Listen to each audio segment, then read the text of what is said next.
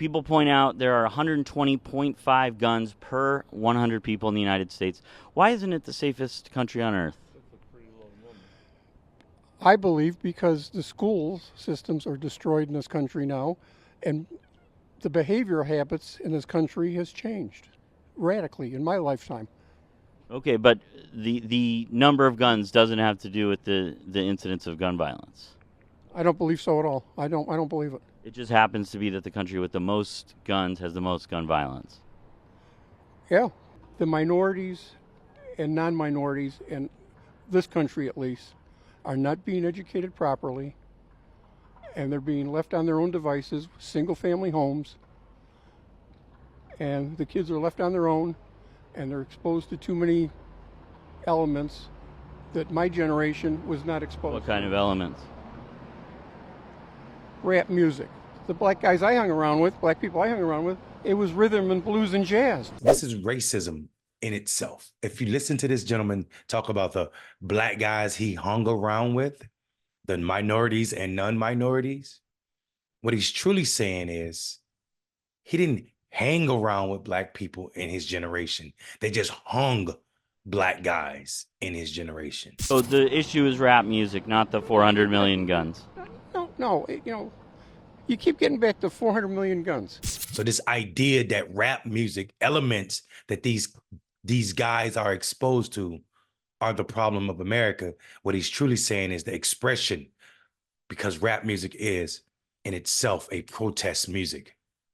The expression of people that did not have a voice in his generation now is ruining America. This is the root of MAGA. Be clear. Make America Great Again is synonymous with making America a place where only white people, specifically white men, had a voice. Definitely where they can air their grievances. It's in everything he said. Minorities, non-minorities. He said non-minorities because he realized what he had just said. The truth of the matter is he has only one problem. It's with black people and black culture, as he articulated. What does MAGA mean to you then? So Make America Great Again, what does that mean to you? The America I grew up with, we want it back. We want people to stop censoring us. We want them to stay away from our Second Amendment. We want freedom of religion. So if you're a conservative, if you're a Christian, if you're white, you're male, it doesn't matter what color you are. We want people to be respected for who they are. We don't need to have stones of infinity stones because you're black, you're gay, you're trans. We just want everybody to be treated equal. And they're trying to say that we're the party of the racist party when they're the ones actually wanting Jim Crow rules back. In what way? Well, colleges, they want to have black and white graduations. They want to separate us. Where do they want that? What colleges? Man, look, okay, I don't know, Google it. Make America Great Again. What does that mean to you? What's the again?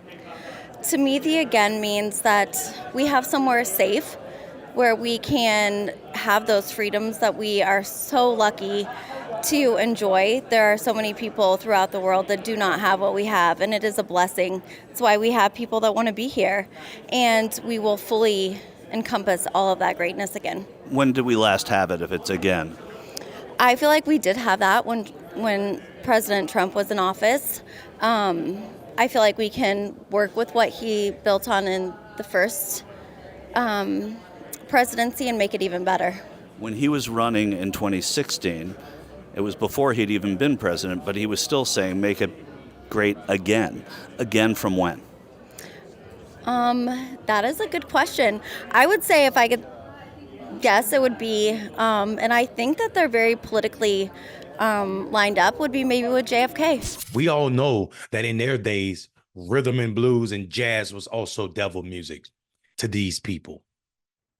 Has nothing to do with music and everything to do with the fact that white men feel like they're losing their country, a country that they stole from brown people and built on the backs of black people for free labor.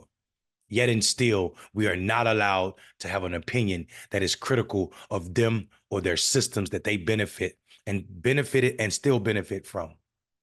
That's what he's saying. And he will never see guns as a problem, because it doesn't matter that more white men die from guns every year than anybody else in this country. It does matter that black men can challenge whiteness in this country.